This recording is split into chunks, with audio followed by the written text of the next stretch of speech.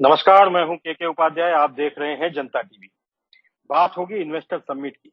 2017 में उत्तर प्रदेश में investor summit हुई थी। तब कहा गया था कि यहाँ लाखों करोड़ रुपए का इन्वेस्टमेंट आएगा। कुछ आया भी, लेकिन जितने संकल्प लिए गए थे उतना शायद इन्वेस्टमेंट नहीं आया। इसके बाद 2018 में भी ग्राउंड ब्रेकिंग सेरेमनी हुई।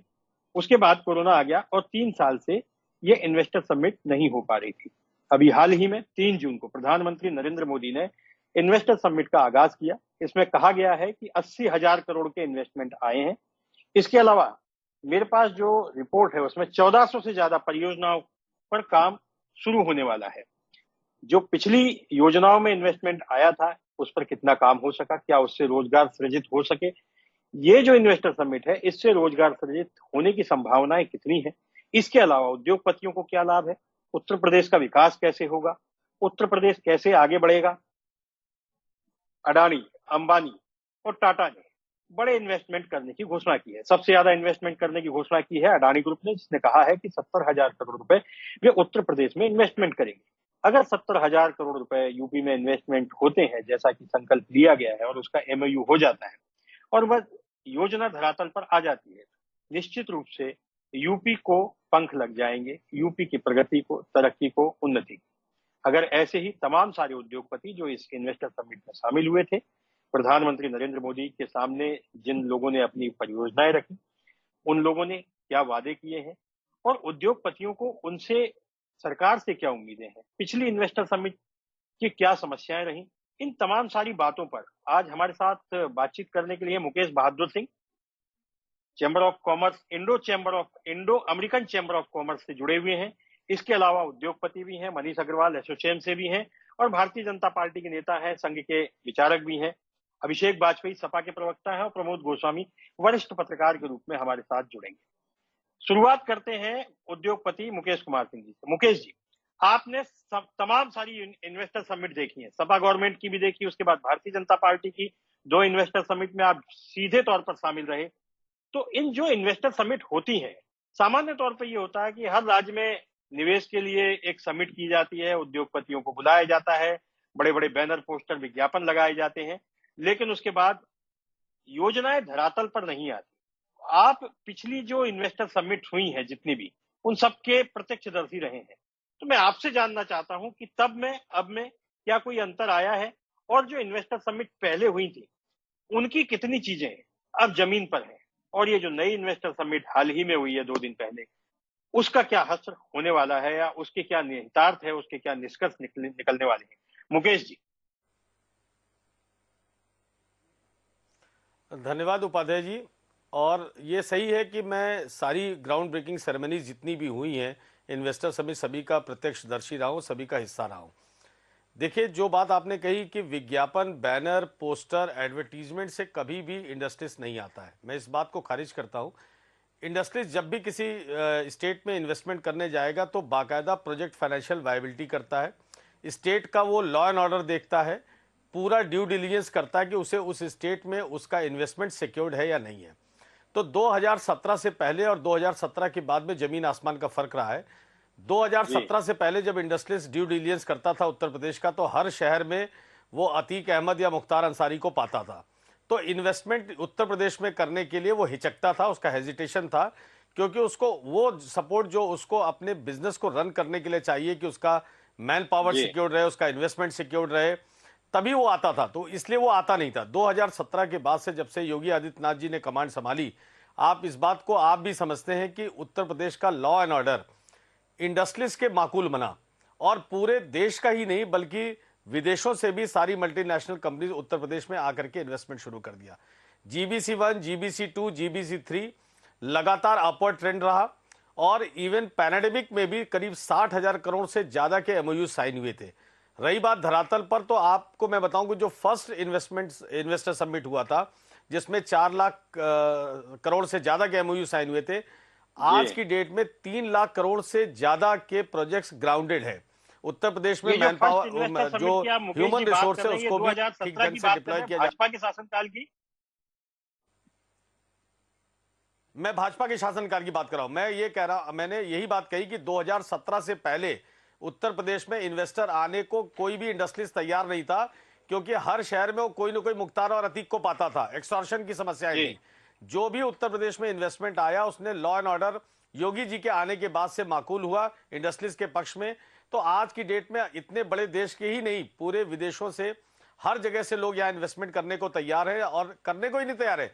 ऑलरेडी आप अभी देखिए, कल भी जो जीबीसी 3rd हुई उसमें हीरानंदानी जी ने पूरी क्रोनोलॉजी बताई कि किस तरीके से उन्होंने किस दिन एमओयू साइन किया, किस दिन लैंड अलॉटमेंट हुआ, पूरी क्रोनोलॉजी प्राइम मिनिस्टर के सामने बताई।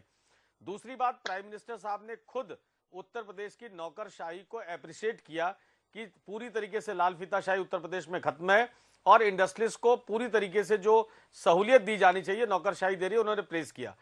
तो ये मैं बड़े पुख्ता के साथ आपको कह रहा हूं कि योगी जी के नेतृत्व में अगले 10 वर्षों में, जो प्राइम मिनिस्टर साहब ने कल ये बात कही कि अगले 10 वर्षों में जो प्राइम मिनिस्टर का जो विजन है 5 ट्रिलियन इकोनॉमी का, उत्तर प्रदेश 1 ट्रिलियन इकोनॉमी की तरफ अग्रसर है, और देश की इकोनॉमी में बड़ी भूमिका उत्तर प्रदेश निभाने के लिए तैयार है। मुकेश जी, आपने आंकड़ों की बातें की है, मैं ये जानना चाहता हूं कि आप पहली इन्वेस्टर समिट की बात कर रहे हैं, आप क्या मुझे बता सकते हैं कि 2017 के बाद से कौन से बड़े उद्योग, कुछ 2-3 नाम जो आपको याद हो, जो बड़े उद्योग जो आज धरातल पर हैं और जिन्होंने यूपी में निवेश शुरू कर दिया है, ऐसे मैं नाम जानना चाहता हूं। भाई मैं कहता हूं, आप कल का ही देख लीजिए, गौतम अडानी जी ने 70,000 करोड़ के इन्वेस्टमेंट की बात की।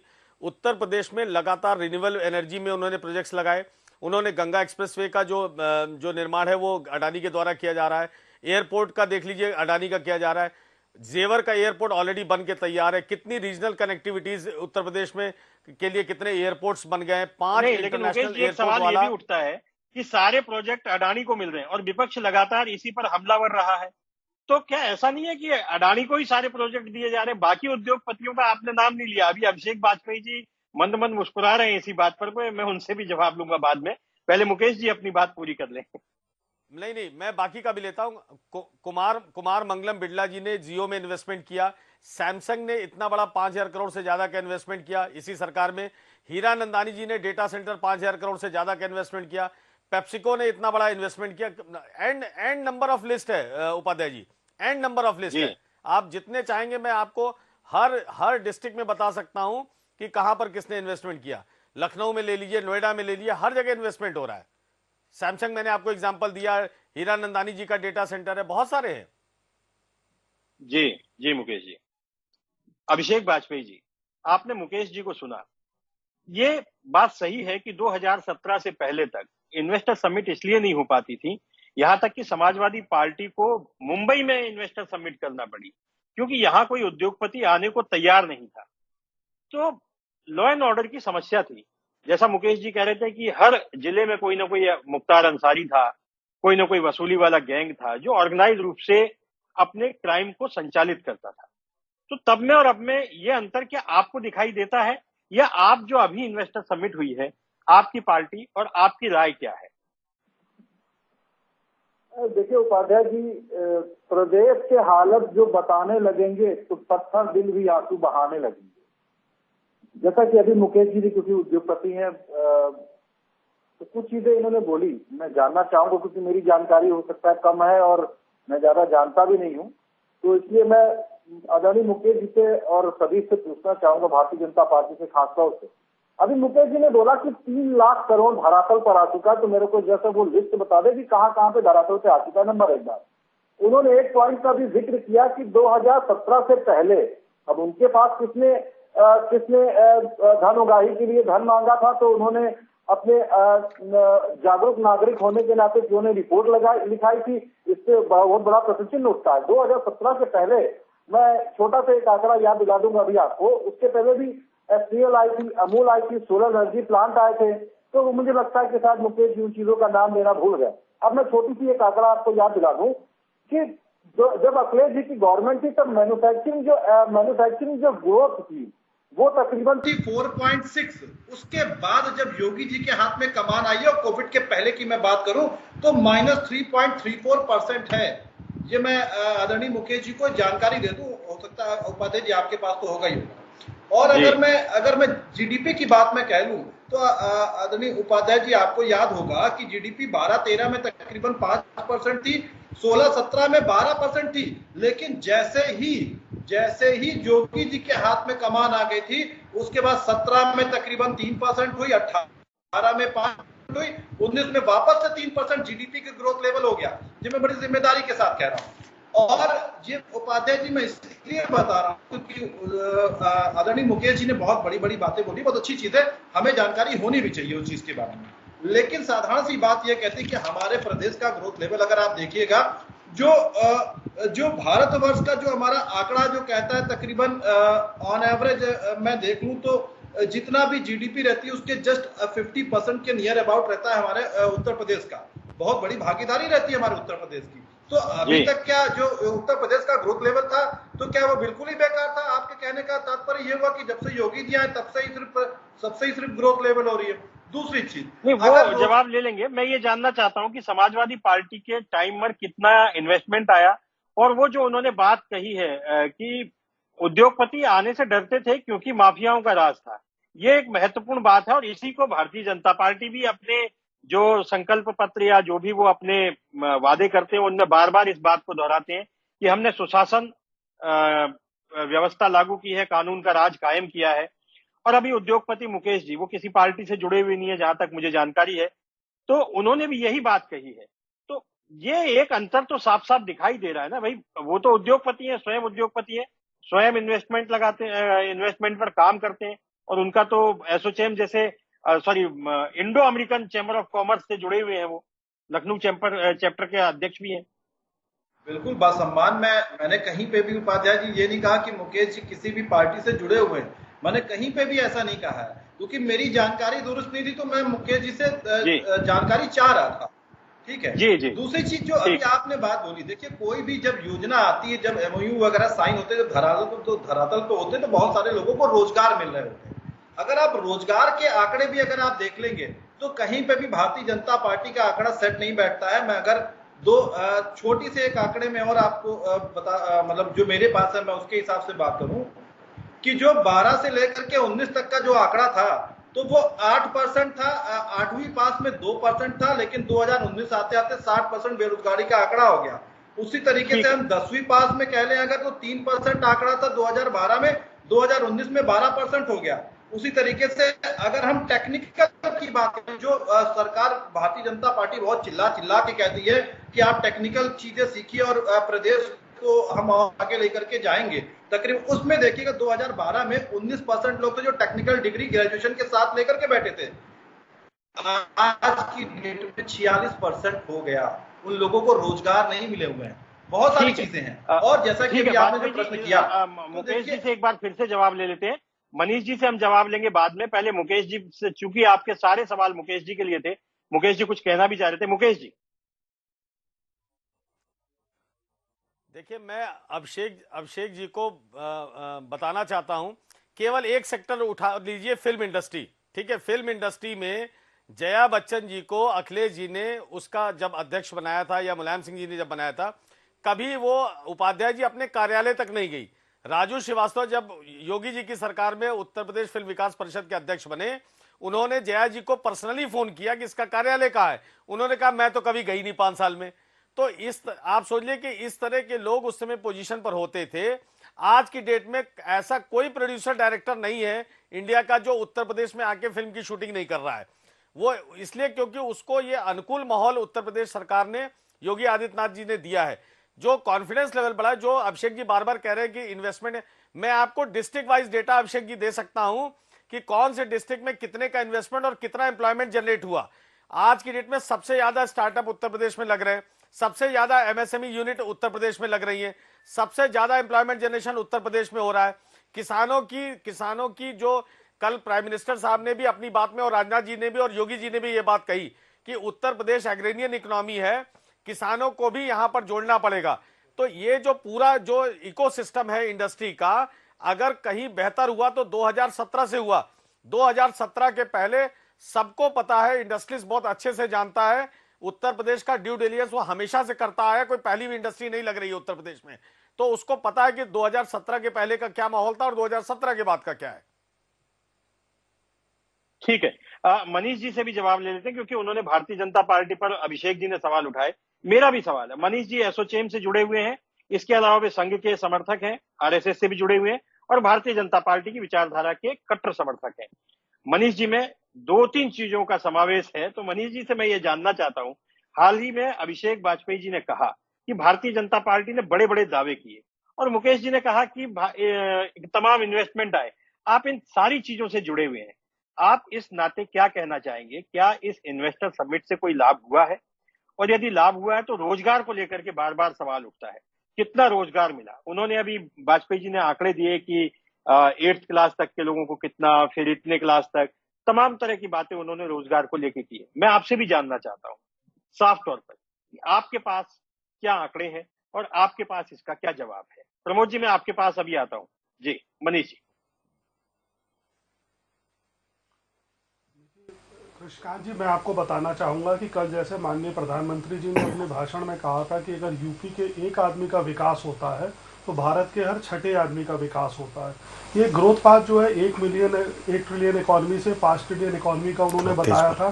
दूसरे, हमारा मानना ये है कि विकास उन क्षेत्र का होना चाहिए जहाँ विकास अभी तक पहुँचा नहीं है। जैसे कि बुंदेलखंड क्षेत्र पे प्रधानमंत्री का फोकस था कि वहाँ पे ऑर्गेनिक फार्मिंग को बढ़ावा दिया जाए। वो बता रहे थे कि 1100 किलोमीटर गंगा है भारत में, तो उत्तर प्रदेश में 1100 किलोमीटर गंगा है, तो उसके आसपास हर 5 किलोमीटर के दायरे में ऑर्गेनिक फार्मिंग करी जाए। दूसरी चीज, जो इंडस्ट्री यहाँ आ रही है उसके लिए रोजगार सृजन कैसे होगा जब उन्हें वहाँ के क्वालिफाइड लोग ही नहीं मिलेंगे। तो रोजगार का जो डिपार्टमेंट है वो उस पर काम कर रहा है, लोगों को स्किल पे ट्रेनिंग दी जा रही है, अपग्रेड करा जा रहा है। आप देखिए डिफेंस सेक्टर यहाँ पे आ रहा है, अब डिफेंस के लोग यहाँ क्वालिफाइड अवेलेबल ही नहीं होंगे तो वो काम कैसे होगा? तो वो एक लॉन्ग टर्म प्रोसेस है, लेकिन सरकार उस विचारधारा पे काम कर रही है और हम उसकी तरफ आगे बढ़ रहे हैं। तभी इंडस्ट्रियलिस्ट आके यहाँ पे उद्योग लगा रहे हैं क्योंकि उन्हें मालूम है कि यहाँ पे वो चीजें मिल रही हैं। लैंड बैंक जो है सरकार ने अवेलेबल कराए हैं, उनको उन प्रोजेक्ट्स के लिए जमीन मिल रही है, सारे संसाधन मिल रहे हैं, बिजली मिल रही है और जैसा मुकेश जी कह रहे थे, एक सुरक्षा की भावना मिल रही है।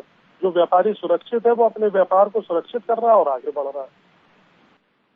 मनीष जी, ये भी जानना चाहूंगा कि अभी आप इन्वेस्टर समिट के सभी का उसमें शामिल थे, पीएम के साथ डिनर में भी थे, सीएम के साथ भी डिनर में थे आप, तो आपको क्या लगता है कि ये जो अभी 3 साल बाद ये जो ग्राउंड ब्रेकिंग सेरेमनी हुई है, इसके आने वाले समय में क्या लाभ आपको दिखाई देते हैं? क्या अब आपको लगता है कि कोरोना काल के बाद में एक अच्छा माहौल तैयार होगा, रोजगार के अवसर पैदा होंगे और यूपी में सचमुच में निवेश आएगा? जो रोजगार के साधन जनरेट हो रहे हैं यूपी में वो लोगों को पता चले हैं, तो लोग भी उस तरीके की स्किल एक्वायर करने की कोशिश करेंगे जो लोग यहाँ पे आ रहे हैं। जैसे पेप्सी ने मथुरा में कोसी के पास एक 850 करोड़ का चिप्स मैन्युफैक्चरिंग का प्लांट लगाया है, वो कुछ और भी एक्सपैंड करना चाह रहे हैं जिसके बारे में कल वो डिस्कस करना चाहते थे और उन्होंने जरूर करा होगा। अदानी जी ने कल डिक्लेयर करा है कि वो साउथ एशिया का सबसे बड़ा डिफेंस का प्रोजेक्ट कानपुर में ला रहे हैं। तो इस तरीके से वो एरिया डेवलप हो रहे हैं जहां पे अभी तक डेवलपमेंट पहुंच नहीं पाता था। और एक एरिया जो हम लोग सब नहीं छू रहे हैं यूपी में, जो सबसे बड़ी पोटेंशियल है, वो है टूरिज्म। पर्यटन एक ऐसा क्षेत्र है ना, हर लोग इंडस्ट्री को चाहते हैं आगे। पर्यटन जब एक इंडस्ट्री के रूप में डेवलप होगा, जैसे अयोध्या है, मथुरा है, काशी है, वृंदावन है, तो मुझे लगता है वो एक ऐसा साधन बनेगा रोजगार का जो बाकी सारे साधनों को पीछे छोड़ सकता है। ठीक है प्रमोद जी, आप लगातार सभी इन्वेस्टर समिट में शामिल रहे। अभिषेक जी 2 मिनट बस, मैं आपके पास आ रहा हूं 2 मिनट। प्रमोद जी बोलने, फिर आपके पास ही आता हूं। प्रमोद जी, आपने सभी इन्वेस्टर समिट को देखा है, आप क्या अंतर महसूस करते हैं? और अभी हाल ही में जो 3 जून को हुई है, उसके क्या निहितार्थ आप निकालते हैं? इसके क्या लाभ आने वाले समय में आप देखते हैं? और एक सवाल बार बार उठता है कि अडानी का नाम लिया जाता है, ये सारे प्रोजेक्ट अडानी को मिलते हैं, इसको लेकर भी विपक्ष हमलावर रहा है। प्रमोद जी। उपाध्याय जी देखिए, ये है, इको हो रही है आप आवाज, उसको जरा ठीक करा दीजिए। आप बोलिए प्रमोद जी, मुझे आवाज आपकी ठीक आ रही है जी। तो उपाध्याय जी देखिए, 2 चीजें हैं कि ये एक विडंबना ही मैं कहूंगा कि उत्तर प्रदेश को लेके हमेशा नकारात्मक सोच ज्यादा बनी रही है बजाय इसके सकारात्मक के। मुझे कम से कम प्रदेश के विकास में, प्रदेश के रोजगार में, प्रदेश की गरीबी को दूर करने के लिए, चाहे वो विपक्ष हो चाहे वो सत्ता पक्ष हो, उसको चीजों को सकारात्मक लेना चाहिए। विपक्ष का दायित्व ये नहीं है कि वो कोई चीज अगर हो रही है तो उसमें खाली उसकी नकारात्मक पक्ष को ही देखे। मैं समझता हूं कि शायद ये उत्तर प्रदेश की विडंबना है कि ये अभी पिछले एक दशकों से मैं देखता चला आ रहा हूं, ये एक विडंबना है। देखिए, दो चीजें हैं। ये अखिलेश जी के, मुलायम सिंह जी के समय में जब अमर सिंह थे तो उन्होंने भी, मुकेश जी इस चीज को बेहतर और सामने तथ्य रख सकेंगे, उस समय भी लखनऊ में भी उद्योगपतियों की एक बैठक हुई थी, बॉम्बे में भी हुई, लेकिन उसके कोई रिजल्ट निकल के नहीं आए। उसके कई कारण भी थे, उसमें उनमें बदलाव भी आया है, इसलिए उसको सकारात्मक रूप से देखा जाए। उत्तर प्रदेश की जो एक अपराध का सबसे बड़ा यहाँ था, जी स्पष्ट जानना चाहता हूँ वो कौन से कारण थे। जैसे आपने मुलायम सिंह जी के समय का जिक्र किया, मुझे भी याद है अमर सिंह जी ने उद्योगपतियों की एक मीटिंग बुलाई थी और उसमें इन्वेस्टमेंट का आग्रह किया गया था। उसके बाद मुंबई में एक इन्वेस्टमेंट समिट हुई थी। तो मैं ये जानना चाहता हूँ कि वो कौन से कारण रहे। नहीं, देखिए, दो प्रमुख कारण, जहां तक मैं समझता हूं दो प्रमुख कारण रहे हैं, बल्कि उनको तीन कह लीजिए, तीन प्रमुख कारण रहे हैं जो बड़े उद्योगपति उत्तर प्रदेश में आने से हिचकते रहे हैं, झिझकते रहे हैं। एक तो कारण ये था कि यहाँ पर जो माफियाओं का एक दबदबा था, वो उनसे, यहाँ उद्योगपति उनसे घबराते थे, नहीं आते थे। इंफ्रास्ट्रक्चर की पॉइंट ऑफ व्यू से कहे, सड़क और ये बड़ी ध्वस्त थी। ये सारी चीजें यहाँ पर उस लिहाज से नहीं थी कि जिससे कि उद्योगों को आगे बढ़ाने में उद्योगपतियों का पैसा फंसे ना, ये एक बड़ी बाधा वहां पर हुआ करती थी। ये सारी चीजें थी जिसकी वजह से समिट तो होती थी, उद्योगपति आते भी थे, उनको कन्विंस भी किया जाता था। तीसरी बात जो थी, जो सबसे महत्वपूर्ण थी, जो हमेशा चर्चा में भी रही है, कि यहाँ पर सिंगल विंडो ना हो के कम से कम 100 विंडो अधिक जो उद्योगपति थे उनको यहाँ जाना, वहां जाना, यहाँ से फाइल क्लियर कराना, वहां से फाइल क्लियर कराना। मुलायम सिंह जी ने हालांकि ये दावा किया था कि नहीं, सिंगल विंडो पे ही आपकी सारी प्रॉब्लम्स शार्ट आउट होंगी, लेकिन वो नहीं हो पाई। जहां तक मेरी जानकारी है, मेरा अपना अनुभव है कि हमारे यहाँ ये भी एक बड़ी दिक्कत की चीज है कि अधिकारी जो है वो इन चीजों में, सिंगल विंडो को लेकर के बड़ी समस्या रही। हाँ, अधिकारी जो है इन चीजों को फाइलों में लटकाने का काम ज्यादा करते हैं, या उद्योगपतियों को परेशान करने का काम ज्यादा करते हैं, या करते रहे हैं। ये एक तीन बड़ी बाधाएं उत्तर प्रदेश में किसी भी बड़े उद्योगपति को आने में रही हैं। जहां तक भारतीय जनता पार्टी का सवाल है, मैं ये नहीं कहना चाहता कि लेकिन इसमें कोई दो राय नहीं है कि भारतीय जनता पार्टी के शासनकाल में सड़कों का निर्माण हुआ है। जो ऐसे माफिया थे, गोस्वामी जी, सड़क एक्सप्रेसवे की शुरुआत मायावती ने की थी, नोएडा एक्सप्रेसवे बना करके। उसके बाद उसी एक्सप्रेसवे से अखिलेश ने उसको जोड़ा। तो इंफ्रास्ट्रक्चर पे काम दोनों पार्टियों ने किया। इनफैक्ट भाजपा ने उसे आगे बढ़ाया है। अखिलेश अपने भाषणों में और तमाम जो वो बातें करते हैं उसमें ये कहते भी हैं कि समाजवादी पार्टी के कार्यों को भाजपा ने आगे बढ़ाया है। प्रमोद जी। नहीं, देखिए उपाध्याय जी, इसमें कोई दो राय नहीं कि यमुना एक्सप्रेस वे मायावती ने बनाया, एक बढ़िया काम किया, लेकिन खाली यमुना एक्सप्रेस वे बन जाने से उद्योगपति नहीं आ जाएगा।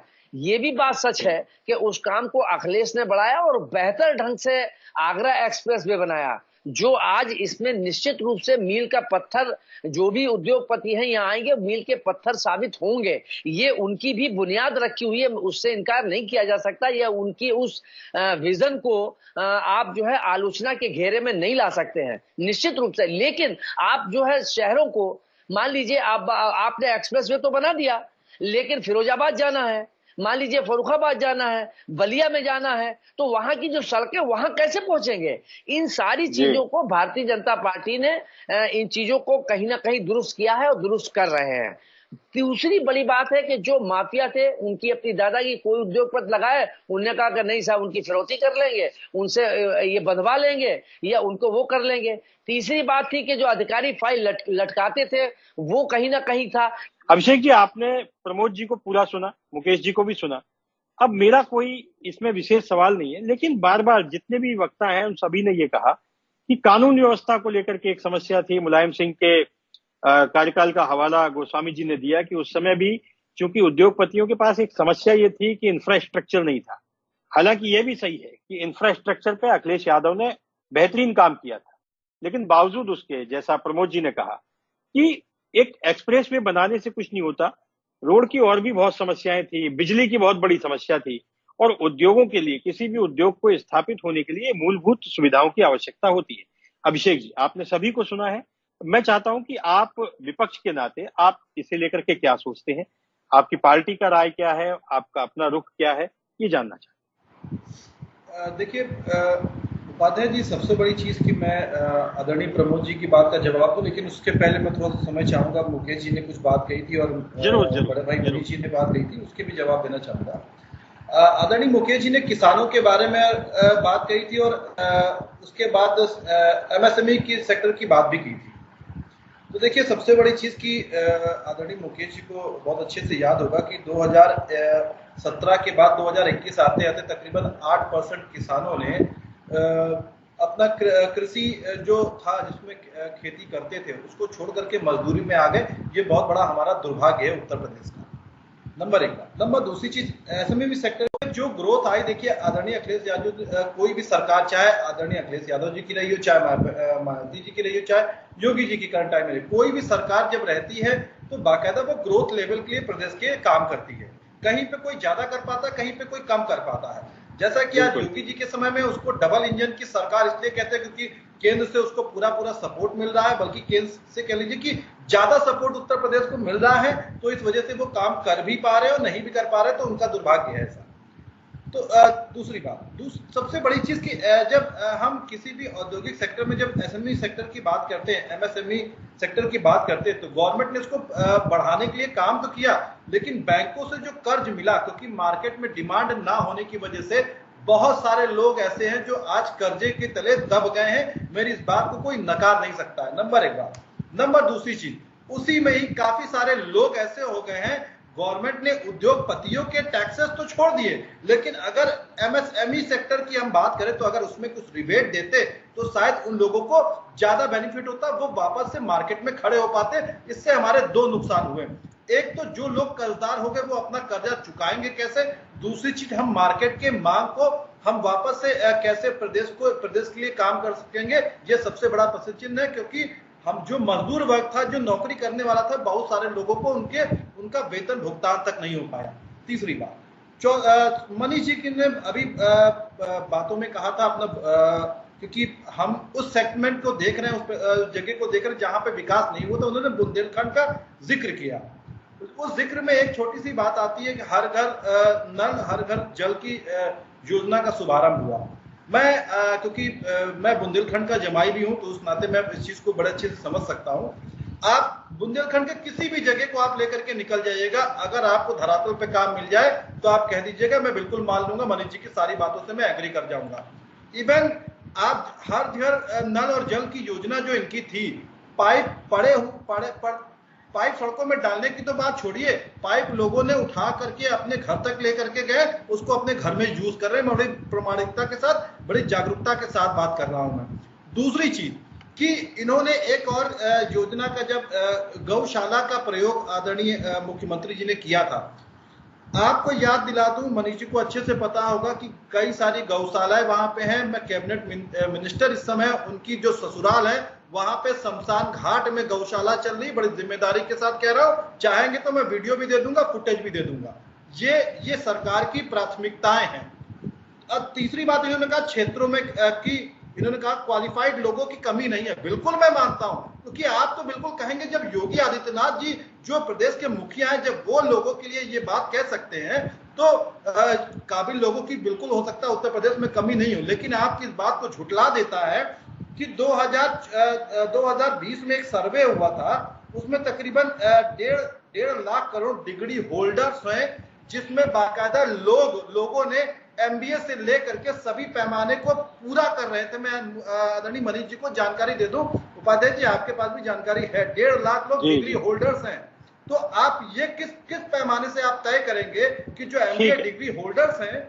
मुकेश जी मैं आप ही से पहले सवाल ले लेता हूं। अभिषेक वाजपेयी जी ने कहा कि जो आप कह रहे हैं उसको वो पूरी तरह से मानते नहीं। एमएसएमई को लेकर के उन्होंने कहा, हर घर जल हर घर नल को लेकर के उन्होंने कहा, साथ ही उन्होंने कहा कि कर्ज का बोझ बढ़ता चला गया। आप कुछ कहना भी चाह रहे थे उससे, मुकेश जी? देखिए, मैं अभिषेक जी को बता दूं और प्रमोद भाई को बहुत अच्छे से याद होगा, इनकी 1 बाय 1 में सारे जवाब दे देता हूं। 2017 के पहले मुंबई में इन्वेस्टर समिट हुआ था, प्रमोद भाई को अच्छे से याद होगा। उस इन्वेस्टर समिट और इस इन्वेस्टर समिट्स में क्या अंतर है, पहले आप देख लीजिए, गूगल पे फोटोग्राफ्स पड़ी होंगी। ओबेरॉय होटल में जब हुआ था तो सारे पार्टी वर्कर्स लाल टोपी वहां बैठी हुई थी। इंडस्ट्रीज घुसने से डर रहा था उसमें। एक इन्वेस्टर समिट दिल्ली में ताज में हुई थी, जितने इंडस्ट्रीज नहीं थे उसके 1000 गुना उसमें पार्टी वर्कर्स बैठ गए थे जाकर के।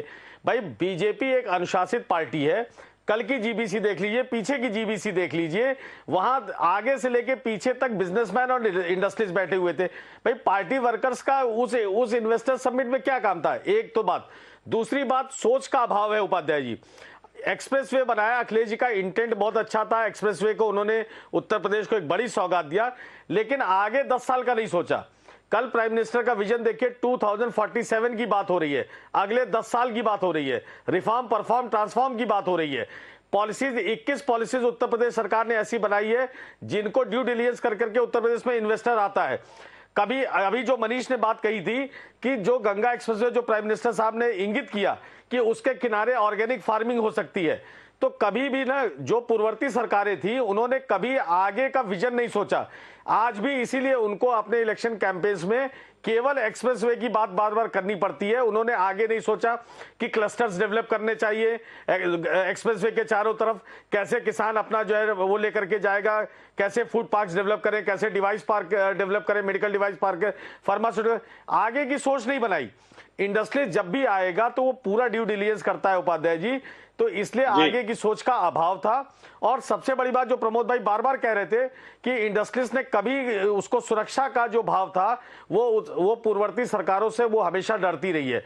तो ये अभिषेक जी को समझना पड़ेगा। अभिषेक जी, मैं आपको भेजूंगा, आप उत्तर प्रदेश सरकार की नीति देखिए, पॉलिसीज पढ़िए और डिफरेंस देखिए कि आपकी सरकार और अभी की सरकार में क्या अंतर है। यहां का पार्टी वर्कर अनुशासित है, वो इंडस्ट्रीज को नहीं परेशान करता है। आपके पार्टी वर्कर्स इन्वेस्टर समिट में जाके बैठते थे, क्यों बैठते थे भाई? उनका क्या लेना देना था? तो ये बात नहीं है। अखिलेश जी का इंटेंट अच्छा रहा होगा, लेकिन पार्टी वर्कर्स ने उनको फेल करा दिया। क्यों 37 साल बाद ये सरकार दोबारा आई? क्योंकि पार्टी का जो वर्कर था वो अनुशासित था, उसने कभी सरकारी सिस्टम में इंटरफेयर नहीं किया। तो प्रमोद जी, आप मेरी बात को मुझसे अच्छी तरीके से, आप बेहतर तरीके से बता सकते हैं। ठीक है, मनीष जी आपसे भी ले लेते हैं। हर घर जल हर घर नल का उन्होंने जिक्र किया। बुंदेलखंड में उन्होंने कहा कि उनका सीधे नाता है और बहुत उन्होंने प्रत्यक्ष देखा है। तो इस तरह की जो योजनाएं हैं, ओडीओपी की योजनाएं हैं, 1 डिस्ट्रिक्ट 1 प्रोडक्ट की योजनाएं हैं, ऐसा लगता है कि कहीं आंकड़ेबाजी तो नहीं हो रही है? धरातल पे क्या है, और अगर धरातल पे है तो उसके परिणाम क्या है? मनीष जी।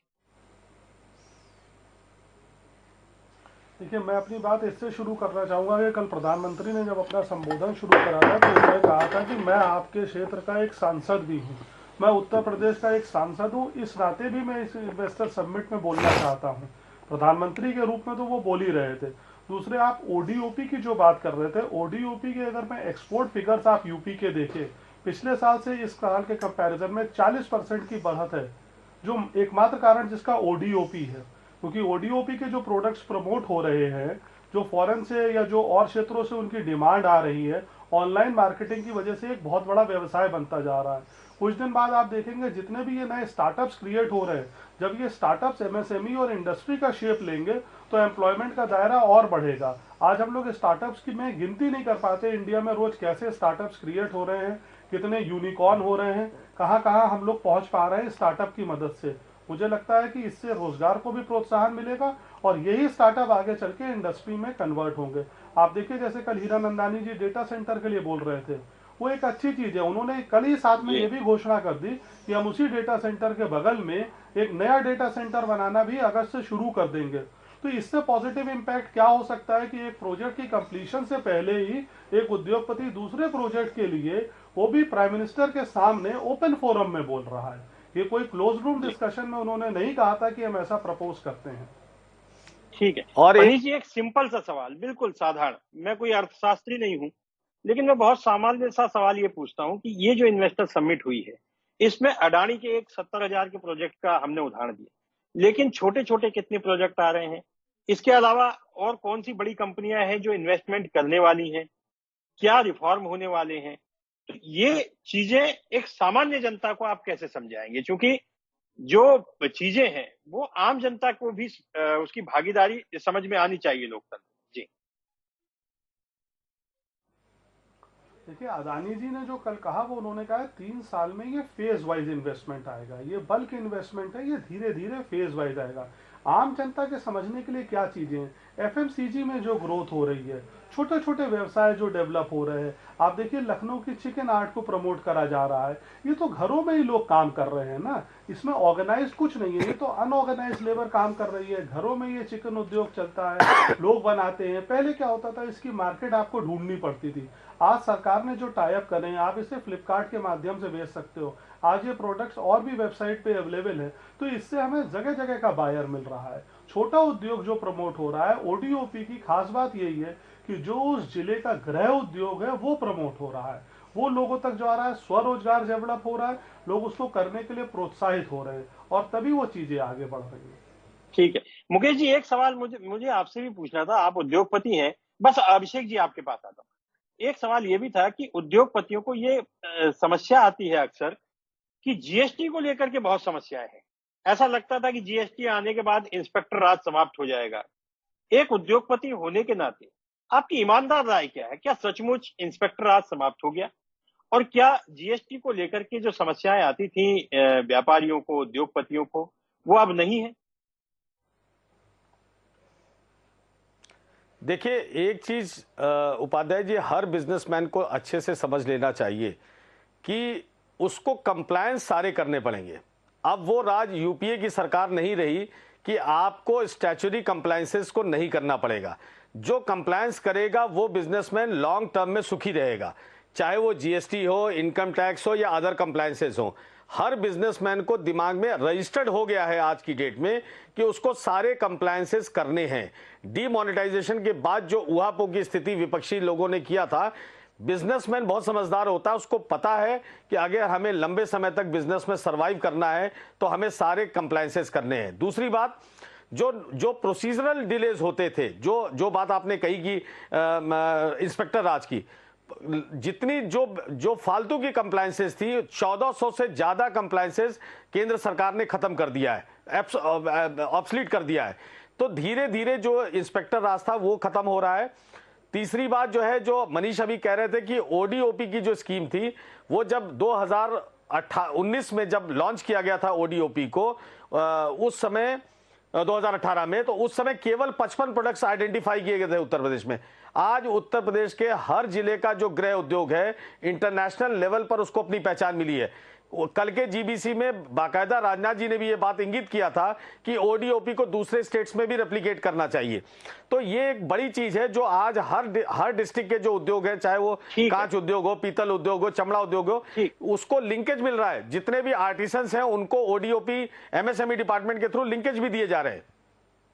ठीक है मुकेश जी। अभिषेक जी, आप कुछ कहना चाह रहे थे? जी अभिषेक जी अपनी बात करते हैं, फिर प्रमोद जी से सवाल लेता हूं। जी अभिषेक जी।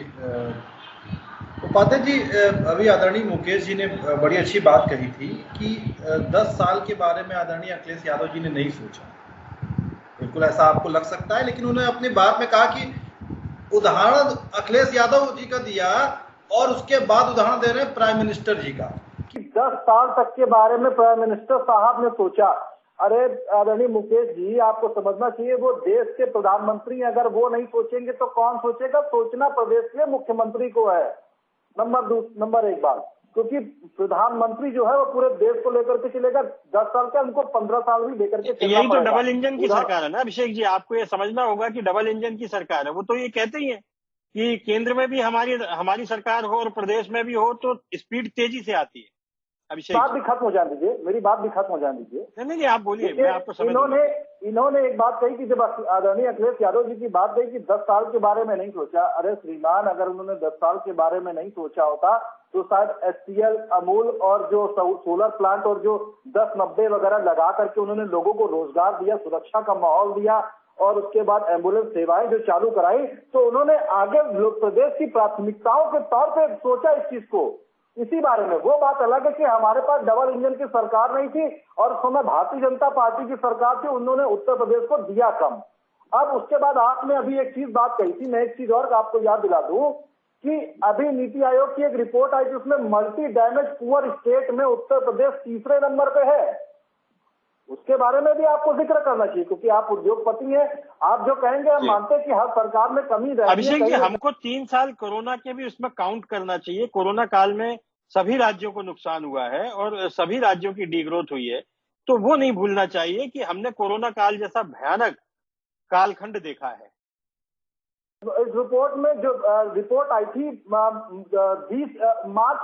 20 तक की जिक्र था सिर्फ उसमें उसके बाद का, क्योंकि कोविड के पहले तक का उसमें जिक्र था, उसके पहले का कोई भी, उसके बाद का कोई भी जिक्र नहीं किया था। लेकिन जो रिपोर्ट आई थी उसके हिसाब से मैं बता रहा हूँ, क्योंकि मैं तो आंकड़ों की बात मुकेश जी ने स्टार्ट की तो मैं तो आंकड़ों के हिसाब से ही बात करूंगा। अब सरकार कुछ भी दिखाए, क्योंकि जो आंकड़े वो सरकार नहीं दिया था।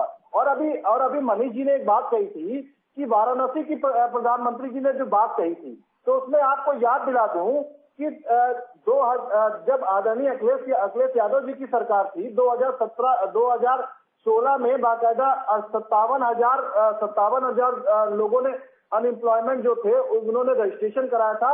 उसमें तकरीबन 14,000 प्राइवेट नौकरियां आदरणीय अखिलेश यादव जी के शासनकाल में मिली। उसके बाद जैसे ही 2018 की आप बात करिए, चाहे 2019, 2020 की बात करिए, 2018 में 54,283 लोगों ने अप्लाई किया था। उसमें से 5,300 लोगों को प्राइवेट जॉब्स मिली थी। ये बाकायदा रिकॉर्ड के हिसाब से बोलो जो गवर्नमेंट ने दिया। 2019 में 87,587 लोगों ने किया था, जिसमें से 9,387 लोगों को जॉब सेक्टर मिली। प्राइवेट सेक्टर की बात कर रहा हूँ ये मैं। और 2020 में 7142 लोगों ने अप्लाई किया, जिसमें से 1,300 लोगों को सिर्फ जॉब मिली। ये मैं जी असलियत बता रहा हूँ। मुकेश जी, आप बहुत संक्षेप में, आप कुछ कहना चाह रहे थे, बहुत संक्षेप में अपना जवाब दीजिए, फिर कंक्लूजन रिमार्क गोस्वामी जी से लेते हैं और मनीष जी से। जी के डेटा है, ये सारे डेटा गलत है। केवल पैंडेमिक में सेल्फ एम्प्लॉयमेंट 60,000 से ज्यादा लोगों को उत्तर प्रदेश सरकार ने दिया। पैंडेमिक की इतनी खराब सिचुएशन के बावजूद उत्तर प्रदेश का best management among all state था। उन्होंने ये आपके सारे डेटा दुरुस्त कर लीजिए। और जो उपाध्याय जी जो आपने पूछा था छोटे छोटे, मैं लिस्ट भेज दूंगा, आप लिस्ट को डिस्प्ले कराइए कि हर डिस्ट्रिक्ट में छोटी इंडस्ट्रीज भी कौन सी आई हैं। इनके पास जितना भी अभिषेक जी के पास डेटा है, सारा डेटा गलत है।